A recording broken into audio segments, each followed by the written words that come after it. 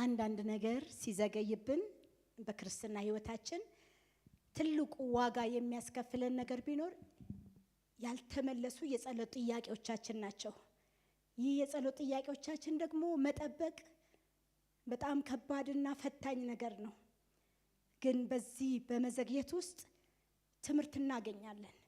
በመዘግየት ውስጥ አቋማችን ይስተካከላል ወይም ህይወታችን የሚፈተሽበት አንዱ መንገድ ነው። በመዘግየት ውስጥ እምነታችን ትዕግስታችን የሚለካበት መሆኑን እኔና እናንተ ልናውቅ ይገባል። በዚህ ውስጥ ስንዘገይ እግዚአብሔር ደግሞ በስራ ላይ እንደሆነ ይሄንንም አንድ ነገር እንድንረዳ ያስፈልጋል። ምክንያቱም ጌታን የምናውቅበት መንገድ ስለሆነ። ስለዚህ እግዚአብሔር በምንዘገይበት ነገር ውስጥ ማድረግ ያለብን ነገር ቢኖር ቆም ብለን ለማሰብ ለእግዚአብሔር ጊዜ ለመስጠት ፍቃዱን እንዲያደርግ ልንጠብቀው ልንታመነው ያስፈልጋል። ይሄ የእግዚአብሔር አንዱ እኛን የሚሰራበት መንገድ ስለሆነ ስለዚህ ለዘገየብን ነገራችን አማራጭ ወይም አቋራጭ መንገድ መምረጥ የለብንም። ይሄንን ከመረጥን ሰይጣን መቆሚያ ያገኛል። ስለዚህ ሶስት ነገሮች ያዘገዩናል። አንዱ እግዚአብሔር እኔና እናንተን ወደ ራሱ ሙላት ሊያደርሰን እግዚአብሔር ከኛ ህይወት ውስጥ የሚፈለቀቅ የሚወጣ ነገር ሊያደርግ እግዚአብሔር አንዳንድ ጊዜ ሊዘገይ ይችላል። የእግዚአብሔር መልሶች አዎም ነው ቆይም ነው ደግሞ ሊከለክልም ይችላል። እሱ በሉዓላዊ ዕውቀቱ ይሄንን ሲያደርግ ለምን ይሄን አደረክ አይባልም። ስለዚህ ሌላው ደግሞ የሚያዘገየን ሰይጣን ነው። ጳውሎስ እንዳለው ሰይጣን በመንገድ ቆሞ አዘገየኝ ይላል እና ያዘገያል ሰይጣንም። ይሄንን ደግሞ ፈትሸን ልናውቅ ይገባል። በራሳችንም ባለማመን ምክንያት ልንዘገይ እንችላለን። በማጉረምረም ምክንያት እስራኤላውያኖች 40 ቀን በ40 ዓመት እንደዞሩ ስለዚህ በዛ ውስጥ ብዙ ነገር ኪሳራ እንደገጠማቸው ከእግዚአብሔር ቃል እናነባለን። ይገባሉ የተባሉት ግማሹ በምድረ በዳ እንደቀሩ እና በሚዘገይ መንገዳችን ውስጥ ጥንቃቄ እና ማስተዋል ልናደርግ ይገባል። እና በዘገየው ነገር መካከል የመጣ ጤነኛ ያልሆነ መንገድ ደግሞ የገጠማቸው አባቶቻችን አሉ። የዘገየው መንገድ አብርሃም ወደ አጋር እንዲገባ አድርጎታል። የልጅ ያለመምጣት ጉዳይ ወደዛ መተላለፍ ውስጥ ሲወድቁ እናያለን። እና የዘገየው ነገራችን ካልተጠነቀቅን ማስተዋልን ካላገኘን ጤነኛ ያልሆነ መንገድ ውስጥ ሊያስገባን ይችላል።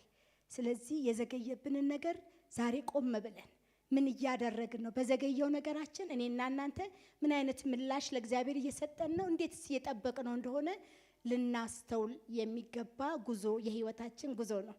ስለዚህ የዘገየብን ነገር አለ። ይሄ ጥያቄው መልስ አያስፈልገውም። ሁላችን በመዘግየት ውስጥ እናልፋለን። አንዳንዴ ትዳር ሊዘገይ ይችላል፣ ልጆች ላይመጡ ይችላሉ፣ የሥራ ሁኔታ ሊዘገይ ይችላል። ብዙ የሚያዘገይ በምድር ላይ ያለው ማለት ነው። እና ልባችንም የሚያወርደው ብዙ ጊዜ ይሄ የስጋው የምድራዊ ነገር ነው። የሰማዩን ነገር ዘገየብን ብለን በጣም ስንራብ ብዙ አይታይም። የምናለቅስበትም ጉዳይ የምድሩ ጉዳይ ስለጎደለ ነው። ትዳር ስላጣን እድሜ ያለፈ እንላለን። እንደገና ደግሞ ልጅ ስላጣን ቤታችን ሰላም ያጣል። ብዙ ስራም አልሳካ ሲልን ተምረን ስራ ሳናገኝ ስንቀር እንዲና እንዲ የመሳሰሉት የምድር የሆነው ነገር ልባችንን ሊያወርደው ይችላል። ከእግዚአብሔርም ጋራ ልንጣላ እንችላለን። ልናጉረመርም አፋችን ስንፍናን ሊናገር ይችላል። ስለዚህ ስንዘገይ ቆም ብለን እግዚአብሔር ሊጠየቅ ለእግዚአብሔር ጊዜ ሊሰጠው ህይወታችንን ከእግዚአብሔር ጋራ ልናጋጥመው ያስፈልጋል ማለት ነው። እና የዘገየብንን ነገር እንግዲህ እናንተ በራሳችሁ የዘገየባችሁን ነገር ልብ ብላችሁ ልታዩት ይገባል። እና ለና አብርሃም እና ለነሳራ ነገር ቢዘገይባቸው ወይም ልጅ አለማግኘት ቢዘገይባቸው የሞተ ተስፋቸው በእግዚአብሔር ሲለመልም እንደገና ሲቀጥል እናያለን። ለምን? እግዚአብሔር ስለ ተስፋ ቃሉ ስለማይዋሽ እግዚአብሔር የነገረንን ሊያደርግልን በቃሉ ታማኝ ስለሆነ ያዕቆብን ወደ ላባ ቤት ሲሄድ ከመሄዱ በፊት እግዚአብሔር የነገረው ነገር ነበር። ወደ አባቱ ቤት እንደሚመልሰው ነግሮት ነበር። ግን ወደ ላባ ቤት ሲሄድ 20 ዓመት በዛ እንደዘገየ እናውቃለን በተለያየ ምክንያት። ከዛ በኋላ ግን ጊዜው ሲያበቃ እግዚአብሔር ተነስና ውጣ ሲለው በትሩን ብቻ ይዞ ነበር የወጣው። የሁለት ክፍል ሰራዊት ሆኖ አትረፍርፎ። ስለዚህ አንዳንድ ነገር ለካ መዘግየት እግዚአብሔር ሊያትረፈርፈን ነው። እግዚአብሔር ባርኮ ለበረከት ሊያደርገን ነው እና ለያዕቆብ ይሄ ሆኖለታል። ስለዚህ በዘገየው ነገራችን ፈጽሞ ተስፋ ልንቆርጥበትና ከእግዚአብሔር ጋር ልንጣላበት አያስፈልግም እና ይሄንን ወደዚህ ሐሳብ ስመጣ የእግዚአብሔርን ቃል ይዤ የተነሳውበትን ክፍል እናያለን። ዘጸአት 32 ሁለት ክፍል እናነባለን ከማቴዎስ ወንጌል እና ከዘጸአት 32 ከ1 እስከ 6 ያለውን በጌታ በኢየሱስ ስም አነባለሁ። እንደዚህ ይላል። ሕዝቡም ሙሴ ከተራራው ሳይወርድ እንደዘገየ ባዩ ጊዜ ወደ አሮን ተሰብስበው ይህ ከግብፅ ምድር ያወጣን ሰው ሙሴ ምን እንደሆነ አናውቅምና ተነስተ በፊታችን የሚሄድ አማልክት ስራልን አሉት። አሮንም በሚስቶቻችሁ በወንዶችና በሴት ልጆቻችሁ ጆሮ ያለውን የወርቅ ቀለበት ሰብራችሁ አምጡልኝ አላቸው። ሕዝቡም ሁሉ በጆሮቻቸው ያሉትን የወርቅ ቀለበቶች ሰብረው ወደ አሮን አመጡለት። ከእጃቸውም ተቀብሎ በመቀረጫው ቀረጸው፣ ቀልጦ የተሰራ ጥጃ አደረገው። እርሱም እስራኤል ሆይ እነዚህ ከግብፅ ምድር ያወጡ አማልክት ናቸው አላቸው። አሮንም ባየው ጊዜ መሰዊያን በፊቱ ሰራ። አሮንም ነገ የእግዚአብሔር በዓል ነው ሲል አወጀ። በነጋውም ማልደው ተነስተው የሚቃጠል መስዋዕት ሰው፣ የደህንነት መስዋዕት አቀረቡ። ሕዝቡም ሊበሉና ሊጠጡ ተቀመጡ፣ ሊዘፍኑም ተነሱ ይላል። በጣም ይህን ቃል ሳነብ በጣም ነው ያስደነገጠኝ። ምክንያቱም ለደቂቃ እንኳን አሮን አላሰበም፣ ሁለት ጊዜ አላሰበም። ልክ መተው ሙሴ ምን እንደሆነ አናውቅም ዘግይቷል ብለው ሲናገሩት እስቲ ቆይ ትንሽ እንጠብቅ አላለም እና ከዛ በኋላ በጆሮቻቸው ያለውን ጉትቻ እንዲያመጡለትና ከዛ በማቅለጫ ውስጥ ከቶ እንዳቀለጠውና ጥጃ አድርጎ እንዳወጣው እናያለን እና አልተቋረጠም። ይሄንን ካደረገ በኋላ ቀጥሎ የሚያደርገው ነገር በጣም አስገርሞኛል እና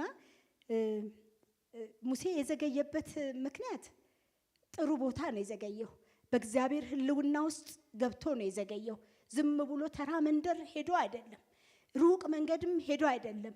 የሄደው ከእግዚአብሔር አንድ ነገር ለመቀበል ነው። ምክንያቱም በጉዞ ላይ ናቸው። ከእግዚአብሔር መመሪያ ከእግዚአብሔር ሕግ ሊቀበል ነው እና በዛ ቦታ ላይ ሊታገሱ ይገባ ነበረ፣ ግን አልታገሱም። ዛሬ እኔና እናንተ እንደማንታገስ እና በዚህ መገኘት ውስጥ በእግዚአብሔር ሕልውና ውስጥ ግብት ብሎ አይወጣም። እግዚአብሔር ስለሆነ በአንድ መስሪያ ቤት በመንግስት ባለስልጣን ጋር እንኳን ሲገባ በብዙ ጥንቃቄ ነው የምንናገረውን እስክንናገር ድረስ ደጅ መጠበቅ አለብን። ከገባን በኋላ ደግሞ የሚለውን እስኪል ድረስ እናስጨርሳለን። በእግዚአብሔር ሕልውና ፊት ደግሞ ከዛ በበለጠ እና ማወዳደር እንኳን ትንሽ አይቻልም፣ ግን በእግዚአብሔር ሕልውና ውስጥ ገብቶ ግብት ብሎ አይወጣም። እንደሱ ነው። ለምን? ጥንቃቄ ስለሚያስፈልግ እግዚአብሔርን የልቡን ሐሳብ አውርቶ እስኪጨርስ ድረስ መጠበቅ ነበረበት ሙሴ። ሌላው ደግሞ ሙሴ የዘገየበትን መንገድ ስናይ ከእግዚአብሔር ለሕዝቡ የሕጉን ቃል መቀበል ነበረበት። ስለዚህ የዘገየበት ምክንያት ሁለተኛው ይሄ ነው። ሶስተኛው ደግሞ እግዚአብሔርን ስለ ሕዝቡ ይማጸን ነበር ወይም ይማልድ ነበር። ዘጸአት 32 ከ11 እስከ 12 ማንበብ እንችላለን።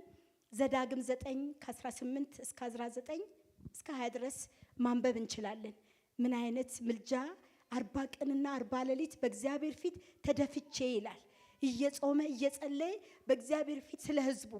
ምክንያቱም የሚሆነውን ነገር እግዚአብሔር ሰምቶ አይቶ ነበረ። ስለዚህ ሊያጠፋቸው በቁጣ እግዚአብሔር ተነስቶ ነበር። ስለዚህ ማድረግ ያለበት እግዚአብሔርን መማለድ ነው እና ሙሴ ይሄንን አድርጎ ነበርና በሙሴ መዘግየት ውስጥ ሕዝቡ ምን እንዳደረገ ስናይ አሁን ያነበብኩት ነው። ሙሴ በመዘግየቱ ጥያቄ ሲፈጥርባቸው እናያለን። ይህንን ሲናገሩ አማራጭ ሲወስዱ እናያለን። ተናግረው ብቻ አላቆሙም። ምን እንደሆነ አናውቅም አሉና አማራጭ ነው የወሰዱት። ምንድነው አማራጩ? አሮን ጋር መተው በፊታችን የሚሄድ አማልክት ስራልን። አምላክ ነው የቀየሩት። ቶሎ ብለው ዞር ነው ያሉት። ይሄንን ሳስብ አንድ ነገር አሰብኩኝ። ለሳሙኤል መተው በቃ እንደ አሕዛብ ንጉስ እንፈልጋለን አሉ። እግዚአብሔር ንጉሳቸው ነበርና ቶሎ ጥፍ የሚል ትውልድ ነው እና ቶሎ ብሎ ከእግዚአብሔር ላይ አይኑን የሚያነሳ ነው። ግን ብዙም አልጠቀማቸውም እና በመዘግየት ውስጥ አማራጭ ወይም አቋራጭ ልንመርጥ አይገባም። ቆም ማለትና እግዚአብሔር የሚለውን የልቡን ሐሳብ ልንጠይቅ ያስፈልጋል። እና ወደ አሮን ተሰብስበው በመሄዳቸው በፊታቸው የሚሄድ አማልክት እንደጠየቁት እርሱም እንደሰራላቸው እናያለን። እና አሮን ከእጃቸው ተቀብሎ ጥጃውን አድርጎ ሰራላቸው ካለ በኋላ ከግብጽ ያወጡ አማልክት ናቸው። በእውነት ከግብጽ ያወጣቸው ይሄ ጥጃ ነው አይደለም። ከግብጽ ያወጣቸው በኃያሉ እግዚአብሔር በበረታች ክንድ እግዚአብሔር ነው ያወጣቸው። ግን የእግዚአብሔርን ውለታ ሲረሱ እናያለን። እና መዘግየት ከባድ ዋጋ የሚያስከፍል ነገር ነው። ቶሎ ብሎ አይንን ከእግዚአብሔር ላይ የሚያስነሳ ጉዳይ ነው እና ጥንቃቄ ልናደርግ ያስፈልጋል። ነገር ሲዘገይብን ቆም ማለት እንደ ክርስቲያን ማለት ነው። እኛ የተለየን የእግዚአብሔር ምርጦች ነን። እኛ የተለየን የጌታ ካህናቶች ነን። እኛ የተለየን የእግዚአብሔር ሕዝቦች ነን። እንደፈለገን ልንኖር እድል አልተሰጠንም፣ በዋጋ ስለተገዛን የኛ ስላይደለን። አሁን እግዚአብሔር ነው በእኛ ላይ ስልጣን ያለው። ስለዚህ እግዚአብሔር በሚለን መመሪያ ልንወጣ ልንገባ እግዚአብሔር የለየን ሕዝቦች ነን። ይሄንን ቁርጥ ያለውን ነገር ልናውቅ ያስፈልጋል። እና ይሄን ብቻ ብሎ አላቆምም። አምላካቸውን እግዚአብሔርን ትተው ጣዖትን ካመለኩ በኋላ አምላክ ከቀየሩ በኋላ ዛሬ በብዙ አማልክት በእኛም ዘመን ማለት ነው ሌላ ነገር ደግሞ አስብ ነበር። ጥቃቅኑን ቀበሮች አጥምዳችሁ ያዙልን አለና ጌታ። እኛ ግን ጥቃቅኑን ቀበሮች አጥምዳችሁ የያዛችሁ እየተባልን እንመስላለን። በጣም ጥቃቅን ትንሽ የመሰለ አማልክት በቤቶቻችን አሉ። ጊዜያችንን የበሉ፣ አይናችንን ያፈዘዙ፣ የጸሎት ጊዜያችንን የተሻሙ። ዘመናዊነት ነው ጥሩ ነው፣ መጠቀሙ ጥሩ ነው። ግን ጊዜያችንን በልተዋል። አማልክቶች ናቸው እያሰገዱን ያሉ፣ ምንም ድምጻቸው ብዙ የማይሰማ ግን በእጃችን የገቡልን ነገሮች ሁሉ ምንና እንዴት እያደረገን እንደሆነ ራሳችንን መመለስ እንችላለን። እና ቅድም ስገባ በመግቢያ ላይ እንዳነበብኩት ዕንባቆም በመጠባበቂያ ላይ እቆማለሁ አለ። አያችሁ፣ አለን ወይ መጠባበቂያ? ያ መጠባበቂያችን መሰዊያችን ነው፣ የቤታችን መሰዊያ ነው። እግዚአብሔርን የምናነጋግርበት ስፍራ አለን ወይ? አልፈረሰም ወይ? ዛሬ ተጠብቋል ወይ? በምን ተይዟል? ወይስ ነፃ ነው? እግዚአብሔር በፈለገው ጊዜ ለመናገር ተመችቶታል ወይ? ያልተመቸው ከሆነ ቆም ልንል እና ከሚያዘገዩ አንዱ ነገር ይሄም እንደሆነ በየቤቶቻችን የገቡ ጣዖቶቻችንን ዛሬ በፍቃዱ ለእግዚአብሔር ራሱን የሚሰጥ ማን ነው የሚል የእግዚአብሔር ቃል አለና በፍቃዳችን ለእግዚአብሔር ራሳችንን ልንሰጥ ልንለይለት እግዚአብሔር እየተጠባበቀን አለ በብዙ ትዕግስት።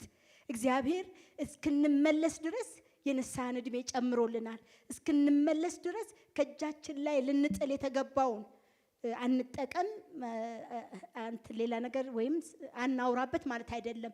በጣም ጊዜያችንን ስለበሉ ገደብ ብናበጅላቸው፣ የእግዚአብሔርን ቃል ያስተውን ነገር ምርጫችንን ብናስተካክል፣ አቋራጭና አማራጭ ጊዜን የሚበላውን ነገር ልብ ብለን እንድናይ ያስፈልጋል። ስለዚህ እነዚህ ጣዖቶች ዛሬ በረቀቀ መልክ ምናልባት እንደዚህ እንደ ጥጃው ቁጭ ላይል ይችላል። እንደ ጥጃው እሳት ውስጥ ገብቶ ላይወጣ ይችላል። ተሰርቶ ግን ቀርቦልናል። በእጃችን በውድ ዋጋ ገዝተነዋል። ስለዚህ ጊዜያችንን በልተዋል ልላችሁ ፈልጋለሁኝ። ይሄ አንዱ ጣዖት ነው በቤታችን የገባው፣ በእጃችን የገባው የምንይዘው ማለት ነው። ሌላው አምላካቸውን እግዚአብሔርን ከተዉ በኋላ አሮን ያደረገው ነገር መሰዊያን በፊቱ ሰራ ይላል። ለዚህ ጣዖት አያችሁ እንዴት ያለ አሳሳች ነገር እንደገጠመው የእግዚአብሔር ሰው። እነሱ እንደዚህ ከሆኑ እኛማ ምን አቅም አለን? ስለዚህ ቆም ልንል ያስፈልጋል።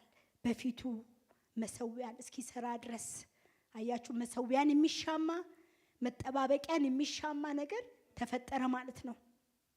ስለዚህ የሚቃጠል መስዋዕት ሰው ሊበሉም ሊጠጡም ተቀመጡ፣ ሊዘፍኑም ተነሱ ይላል። በስተት ላይ ስተት፣ እግዚአብሔርን በማሳዘን ላይ ማሳዘን፣ እየጨመረ እየሄደ ያለ የቤተ ክርስቲያንን መልክ ያበላሸ ነገር ዛሬም እኛ ገጥሞናል። ዘግይተናል።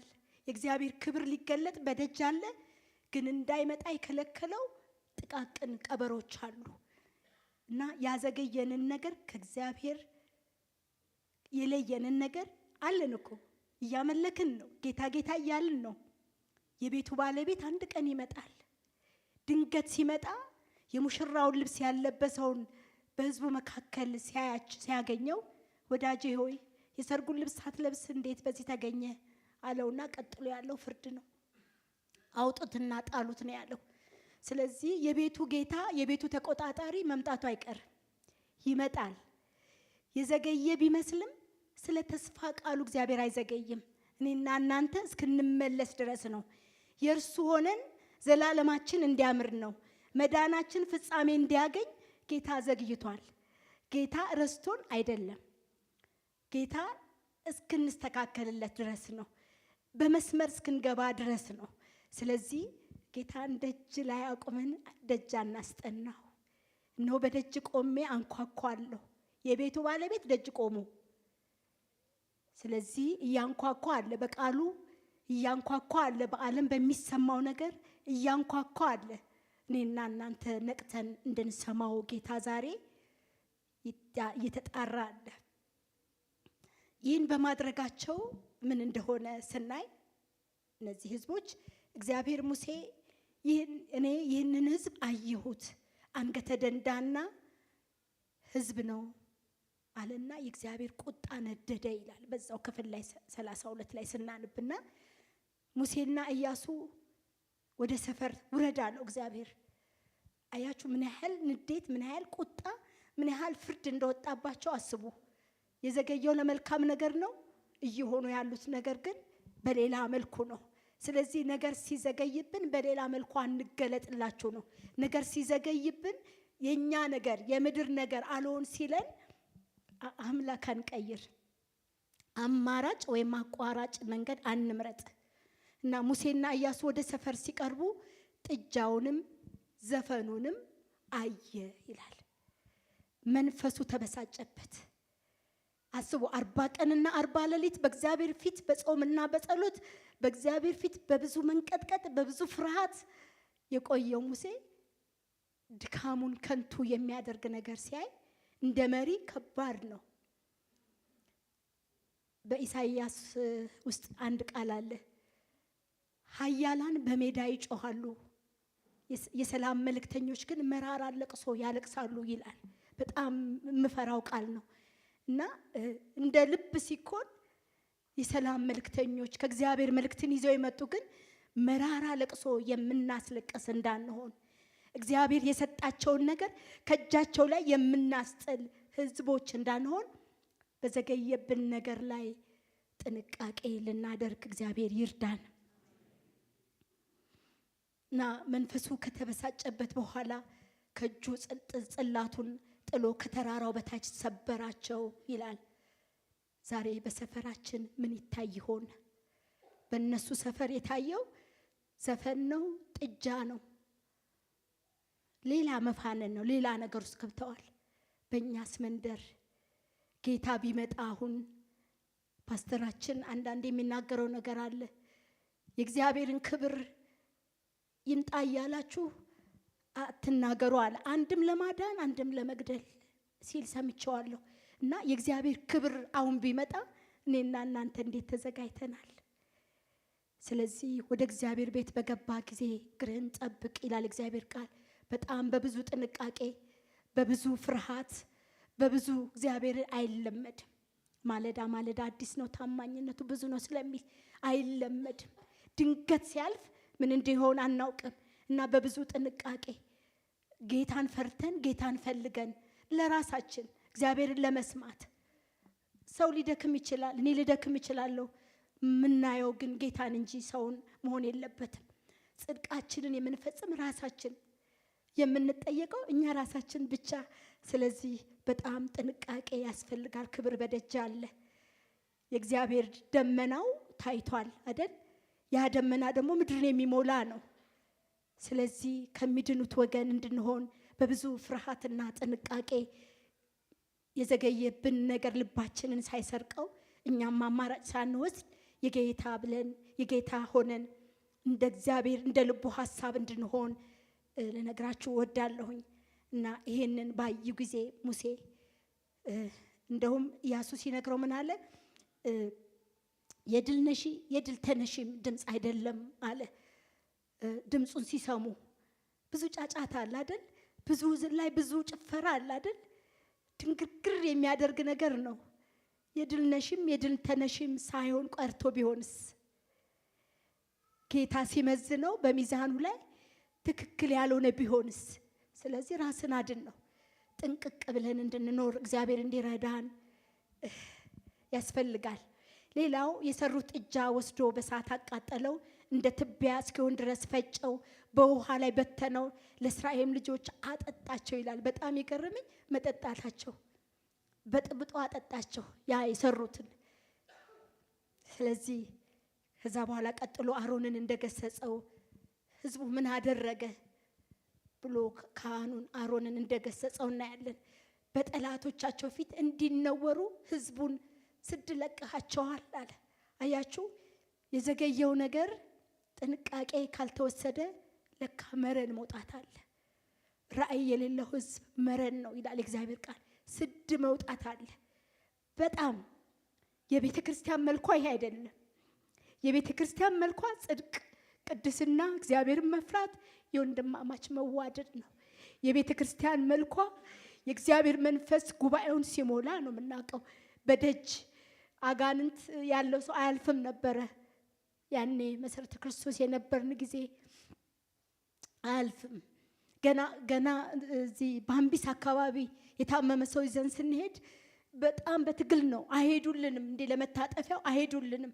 እና በጌታ በኢየሱስም እያልን ምንም በማናቅበት በልጅነት እድሜ እንደሱ ይዘን ክብሩ ይዟቸው ይገባ ነበር። ከዛ ነፃ ይወጡ ነበር። እንደዚህ ነበር። ዛሬም እግዚአብሔር አልተለወጠም። እኔና እናንተ ቀይረን ከሆነ ወደ መስመራችን እንድንገባ ትክክል መስሎን የያዝነው ነገር ትክክል አይደለም። እንደ እግዚአብሔር ቃል የተተላለፍነው ነገር ካለ ወደ ቃሉ እንድንመለስ እግዚአብሔር ይፈልጋል። ከቃሉ ነው የተላለፉት፣ ቃሉን ነው የተዉት። በፊት ጣዖትን አታምልክ ከኔ በቀር አምላክ አይኑርህ ብሎ እግዚአብሔር አስቀድሞ ነግሯቸዋል። ግን እጥፍ ይላሉ። ስለዚህ እኔና እናንተስ በጠላቶቻቸው ፊት እንዲነወሩ ህዝቡ ስድ ለቃቸዋል አለ።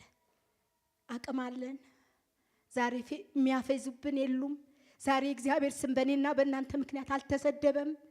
ደሞ እናንተ ደሞ አልተባለም። ድሮ እኮ በታማኝነት ጴንጤ በገንዘብ ላይ ይቀመጥ ነው የሚባለው። ዛሬ እሱ አቅም አለ። ነውራችንን እግዚአብሔር ከላያችን ላይ ያንሳልን። ስንፍናችንን ይዘን የተጎታተትን ያልነውን ነገር እግዚአብሔር ከላያችን ላይ ይስበርልን። በዚህ ብቻ አላቆመም። ፍርድ አወጣ። በቁጥር 27 እስከ 28 ስናነብ በዛው በዘጸአት ላይ 3000 ሰዎች እንደሞቱ የእግዚአብሔር ፍርድ ወጣ። ማን ከልካይ አለ? እግዚአብሔር ተቆጥቶ ሲወጣ እዚህ ጋር ቆም የሚለው የለም። ሲታገስ የማይሰራ የማይሰማ የማይ መስሎን ከሆነ ተሳስተናል። እስክንመለስ ርኅራኄው፣ ትዕግስቱና ትህትናው፣ የፍቅሩ ብዛት ልጁን ሲያይ ያ ደም የፈሰሰው ደም ያ ያጣረው ጣር እሱ ይመስለኛል እግዚአብሔርን ዝግ እንዲል ያደረገው። ልጁ የከፈለው ዋጋ ቀላል ዋጋ ስላይደለ እና መዘግየቱን ካላስተዋልን ትልቅ ስብራት ውስጥ ይዳርገናል። ጌታ ማስተዋልን ይስጠን። በዚህ መዘግየት ውስጥ ከሙሴ እና ከህዝቡ የምንማረውን ነገር ቶሎ ቶሎ ብዬ ያለውን እናያለን። እና ከሙሴ የምንማረው ልክ ኢየሱስ ክርስቶስ ስለኛ ኃጢአት በአብ ፊት መካከለኛ ሆኖ እንደገባልን በጌታ ፊት በመቆየት በጾምና በጸሎት ስለ ህዝቡ ይማልድ ነበር። በትህትና በርኅራኄ ልብ ስለበደለው ህዝብ መማለድን ከራሱ ይልቅ ህዝቡን መውደዱን በዚሁ በዘጸአት 32 ላይ ይናገራል። አሁንም ኃጢአታቸውን ይቅር በላቸው፣ ያለዚያ ግን ከጻፍከው መጽሐፍ እባክህ ደምስሰኝ እያለ ለሕዝቡ ራሱን አሳልፎ ሲሰጥ እናያለን። እኔ ልሙትና እነሱ ይዳኑ አይነት ነው። በሮሜ 9:3 ላይም ሐዋርያ ጳውሎስ እንደተናገረው ማለት ነው። እኔ የተረገምኩኝ በቃ ሕዝቡ አይሁድ ይድን ዘንድ አለ። እንደዚህ አይነት ልብ ነበራቸው እና አሳልፎ አይሰጡም። በቃ እኔ ልሙት፣ አብሮ ነው መከራውን እኮ አብሮ ነው፣ ረሃቡን አብሮ ነው፣ ምድረ በዳውን አብሮ ነው ሙሴ እየሄደ ያለ። ግን በእግዚአብሔር ፊት ሲቆም ግን አጋፍጦ አይሰጣቸውም። እኔ የተሻለ ሕዝብ አንተን አደርግሃለሁ ሲባል እኛ ብንሆንስ? የተሻለ ሕዝብ ተገኝቶ ነው? በጣም ብዙ ባለጸጋ ገንዘብ ያላቸው ተገኝቶ ነው? ድሃው ምን ያደርጋል? ምንም የሌለው ምን ያደርጋል? እግዚአብሔር ግን ከነሱ ጋር ቃል ኪዳን ገብቷል። ምንም ድሃ ቢሆኑ፣ ምንም በዛ ምድረ በዳ እያጉረመረሙ እያስቸገሩት ቢሆን ዋጋ ከፍሎላቸዋል። ስለዚህ ስሙ ይከበር ዘንድ ያለላቸው ዳርቻ ሊያስገባቸው እግዚአብሔር አውጥቷቸው ነበረ እና ምናልባት ሙሴ ሊፈትኑ ይሆን? ምን አይነት ልብ አለ? እንደኔ አይነት ልብ አለ? ትራራላቸዋለ ሊል እንደ መሪ ማለት ነው። እና ሲራራላቸው በፊቱ ሲደፋ እንደገና 40 ቀንና 40 ሌሊት ወደ እግዚአብሔር ተራራ እንደወጣ ቃሉን እናንተ አንብቡትና ሲማልድላቸው እናያለን። እና የምህረት ልብ እንዳለው ከሙሴ ይሄንን እንማራለን። በእግዚአብሔር ፊት መሆንን፣ ራሱን አሳልፎ መስጠትን ከሙሴ እንማራለን። ከሕዝቡ ደግሞ የምንማረው በዘገየብን ነገር ጌታን እንዳንበድለው ነው። አያችሁ፣ ነገር ሲዘገይ፣ ትዳር ሳይሳካ ሲቀር፣ ልጆች ሳይመጡ ሲቀር፣ ስራ ሳይሳካ ሲቀር የምድር ነው 70 እና 80 ግማሹን ሄደናል፣ ትንሽ ነው የቀረን። ስለዚህ የዘላለማችን ሊበላሽ አይገባም። ለምድሩ ለጎደለው ነገር ከእግዚአብሔር ጋር ልንጣላ ጀርባና ሆድ ልንሆን አይገባም። ከቃሉ ወተን ሌላ አምላክ አማራጭ ልንወስድ አይገባም። አምላክ አንቀይር። እግዚአብሔር እሱ የዘላለም አምላክ ነው። እሱ የምድር ዳርቻ ፈጣሪ ነው። እሱ በሰማይ እኛ በምድር አለን። ሁሉን ያያል። ሁሉን ደግሞ የማድረግ ስልጣን አለው። የወደቀን ያነሳል፣ የሳተን ይመልሳል፣ ያዘነን ያጽናናል፣ የጎበጠን ያቀናል። እግዚአብሔር በሕዝቡ ላይ የሚጨክን ልብ የለውም። ሙሴ ለሕዝቡ እንዲከራራ እግዚአብሔርማ የፈጠረን እግዚአብሔር ድካማችንን የሚያውቅ አፈር እንደሆንኩ አስብ ይላል እግዚአብሔር ቃል። አፈር እንደሆንን የሚያውቅ እግዚአብሔር እንዴት አይራራልንም? ይራራል ይላል ቃሉ። ያንበባችሁ ስትሄዱ ሙሴ ከጸለየ በኋላ እግዚአብሔርም ራራ ይላል። ስለዚህ እግዚአብሔርን እንዳንበድለው ከትእዛዛቱ እንዳንወጣ መጠንቀቅ አለብን። ነገር ሲዘገይ ከቃሉ ውጭ ሊያደርገን ነው።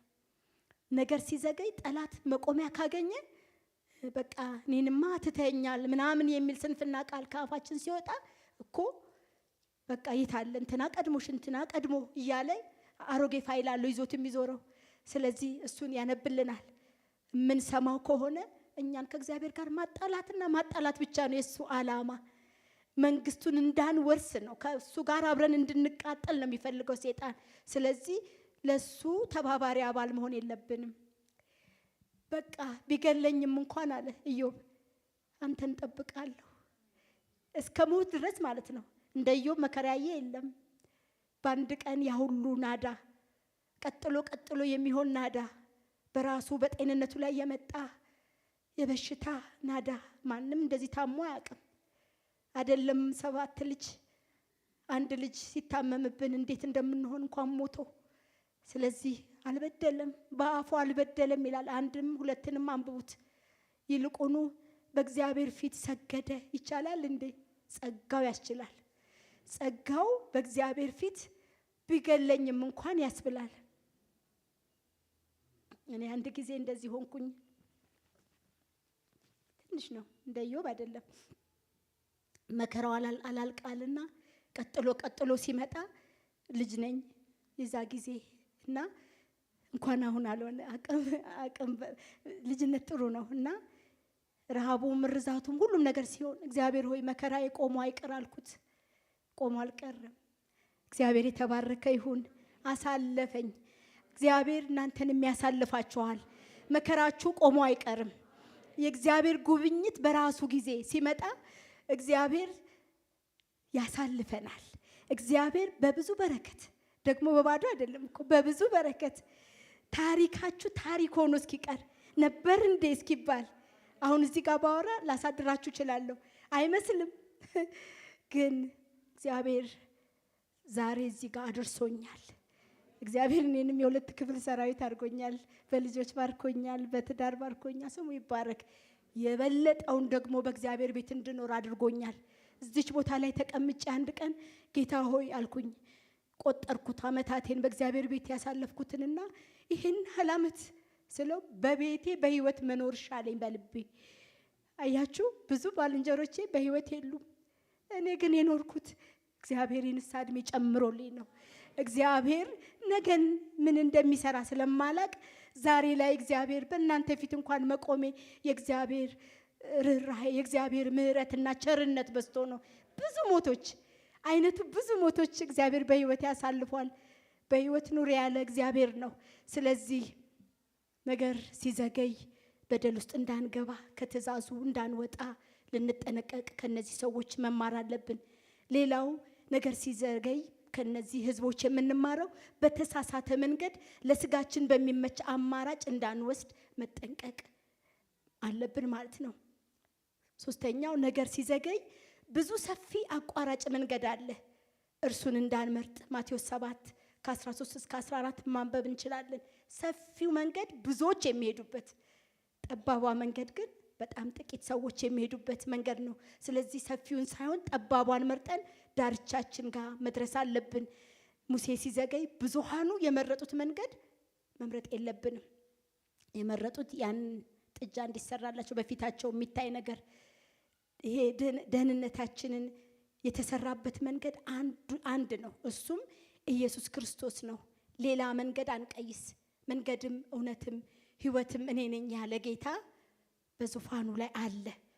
ስለዚህ እኛ የዘመን መጨረሻ የደረሰብን እኛ የምንጠብቀው ጌታ አለን። ስለዚህ ጌታን እንዴት እንጠብቀው ነው? እሱኛውን ቶሎ ቶሎ ብዬ ጨርሳለሁኝ። የእግዚአብሔር ስም የተባረከ ይሁን። በማቴዎስ 25 የምናውቀው ሁልጊዜ የምንሰማው ቃል ነው እና ሙሽራው ኢየሱስ በዘገየ ጊዜ ሁሉ እንቅልፍ አላቸው ይላል። አያችሁ ሙሴ ዘግይቶ ህዝቡ ምን እንደሆነ አየን። ኢየሱስ ደግሞ ሲዘገይ ሁሉ እንቅልፍ አላቸውና ተኙ። የሙሴ መዘግየት አጠያቂ ነገር ፈጥሯል። ምን እንደሆነ አናውቅም ብለዋል። በሉቃስ 1:21 ላይ ስናነብ ህዝቡም ዘካርያስን ይጠብቁ ነበር፣ በቤተ መቅደስ ውስጥ ስለዘገየ ይደነቁ ነበር፣ ራእይ እንዳየ አስተዋሉ ይላል። ለኛም ይሄ ማስተዋል ይሰጠን። አያችሁ እጥፍ አላሉም። ራእይ አይቶ ይሆናል ብለው ጥሩ ልብ እግዚአብሔር ሰጥቷቸዋል። በእውነት አስተዋሉ ይላልና የኢየሱስ መዘግየት አያጠያይቅም። ይልቁንም እንዲህ ስለሆነ ሁለተኛ ጴጥሮስ 3:3-9 ስናነብ ለእያንዳንዳቸው የሚዘገይ እንደሚመስላቸው ይላል። ጌታ ስለ ተስፋ ቃሉ አይዘገይም። ስለዚህ ለእያንዳንዳቸው የሚዘገይ ይመስላል። የኢየሱስ መዘግየት የት አለ? እስካሁን አባቶቻችን የነገሩን እያሉ የሚናገሩበትም ሐሳብ አለ በመጽሐፍ ቅዱስ ውስጥና የት አለ የሚያስብል ነው። ጠበቅ ነው ብለው እጥፍ ይላሉ። ብዙዎቹ እኮ የሉም። ከኛ ጋር አብረው ጌታን የተቀበሉ እኮ የሉም። የራሳቸውን መንገድ መርጠው ሄደዋል። ዴማስ ይህን ዓለም ወዶ ሄደዋል እንዳለው ማለት ነው። ሄደዋል። ስለዚህ የኢየሱስ መዘግየት አጠያያቂ አይደለም። ይልቁንም ስለ ተስፋ ቃሉ አይዘገይም። ነገር ግን ሁሉ ወደ ንስሐ እንዲደርሱ እንጂ ማንም እንዳይጠፋ ወዶ ስለ እናንተ ይታገሳል ይላል እግዚአብሔር ቃል። የታገሰን ጌታ፣ ጊዜ የሰጠን ጌታ የተባረከ ይሁን። ታግሶን ነው። ሲታገሰን ቶሎ ብለን እንገባለን። ይህን ቃል ሰምተን ዛሬ ምልስ ብንል በቃ ዘላለማችን አማረ ማለት ነው። በቃሉ እየኖርን ራሳችንን እያስለመድን በዛው ብንቀጥል ከዛ በኋላ ደግሞ ያ የዘገየው ነገር እግዚአብሔር ከፈቀደ ሊመጣ ይችላል እና አሁን ባለንበት ህይወት ጌታ ቢመጣ ስንት ሰው ይድናል? የኢየሱስ መዘግየት ታግሶን እንጂ ረስቶን አይደለም። ኢሳይያስ 49:15 ላይ እኔ ግን አልረሳሽም ብሎናል። የተስፋን ቃል የሰጠ የታመነ ስለሆነ ጌታ አይረሳችሁም። ጌታ ድንገት ይመጣል። እናንተ የምትወዱት ጌታ በድንገት ወደ መቅደሱ ይመጣል ይላል እግዚአብሔር ቃል። ይመጣል። ሲመጣ ደግሞ እንደ አጣቢ ሳሙና እንደ አንጥረኛ እሳት ይቀመጣል። የሌዊ ልጅ ያጠራል ይላል እግዚአብሔር ቃል። ስለዚህ የጌታን አመጣጥ ልብ ልንል ይገባል። በእየለቱ ጌታ እኮ የመጣ ነው። ወይ እንሄዳለን ወይ በመምጣት ውስጥ በጉዟችን ውስጥ የሚሆን ነገር አለ። ስለዚህ ጥንቃቄ ያስፈልጋል። ጥንቃቄ በስቶ ስለማያውቅ እዚህ ጌታ በዘገየ ወይም በዘገየብህ ነገር ወይም በዘገየብሽ ነገር ላይ ይመጣል። ራእይ 3:3 ላይ እንግዲህ እንዴት እንደተቀበልህና እንደሰማ አስብ፣ ጠብቀውም ንስሐም ግባ እንጂ ዘገየ ብለህ ወይ ብለሽ አማራጭ አትውሰድ። ነገር ሲዘገይብን እውነት ነው ጥያቄ ይፈጥራል። እስከ መቼ ያስብላል። አባቶቻችን እንዳሉት ዳዊት ብለዋል፣ በዕንባቆም ላይ፣ በዘካርያስ ላይ፣ በዮሐንስ ወንጌል 10:24 ላይ ማንበብ እንችላለን ብለዋል። እስከ መቼ ያስብላል። እኔ ብያቃለሁኝ ለኔ የሚሆን 3 ክንድ መሬት ሲሉ ሰምቼ ነው። ምን አይነት 3 ክንድ እንደሆነ አላቅም የዛ ጊዜ፣ አሁን አቃለሁ። እና 3 ክንድ መሬት ለኔ የሚሆን አጣ ሁሉ እናትና አባቴ ተውኝ፣ ጌታ ግን ተቀበለኝ ይላል ዳዊት አይደለ? በመተው ውስጥ ደግሞ መዘግየት ሲኖር በቃ መኖር አልፈልግም እና ግን እግዚአብሔር በህይወት ኖር ያለኝ ክብር ለእርሱ ይሁን። እና ጌታን ለንስሐ ጊዜ ሰጥቶናል። በዘገየው ነገራችን ላይ እንዴት እንጠብቀው? በእምነት ጸንተን መጠበቅ ይኖርብናል። በዘገየው ነገራችን ላይ የምንጠብቀው በጸሎት በጾም በፊቱ በመትጋት ትጋት ይፈልጋል። አያችሁ ቢተጉ ኖሮ በዚህ መሳሳት ውስጥ አይገቡም ነበር። እስቲ ትንሽ እንጠብቀው ቢሉ ኖሮ ጣዖት አምልከው እግዚአብሔርን ባላስቆጡት ነበር። ስለዚህ መጾም መጸለይ በፊቱ መትጋትን ይጠይቃል። ህይወታችን ዋዛ አይደለም፣ የዘላለም ጉዳይ ስለሆነ በቃሉ በመኖር ጌታን መጠበቅ ይኖርብናል። ሌላው በትዕግስት በመጽናት እስከ መጨረሻው የሚጸና እርሱ ይድናል ስለሚል በዘገየው ነገራችን ላይ ጌታ ይመጣል። ሲመጣ ደግሞ ክብሩን ሊገልጥ ነው። 4 ቀን የሆነው ሬሳ አላዛር ሞቶ ዘገየ አይደል? አንተ በዚህ ቢሆን ኖሮ ምናምን አስባለ። ግን ሲመጣ ክብሩን ገለጠበት። የእግዚአብሔርን ክብር ሊገልጥበት ነገሮቻችን ዘግይቶ ሊሆን ይችላል። ጌታ ግን ከክብር ወደ ክብር ሊያሻግረን፣ ጌታ ግን ስሙ የሚጠራበትን ነገር ሊያደርግ ነገሮቻችን ዘግይቶ ይሆናል። ጌታ ግን ይመጣል። የእግዚአብሔር ስም የተባረከ ይሁን። ከፓስተራችን ጋር እንጸልይና ጨርሳለን። ክብር ለእግዚአብሔር።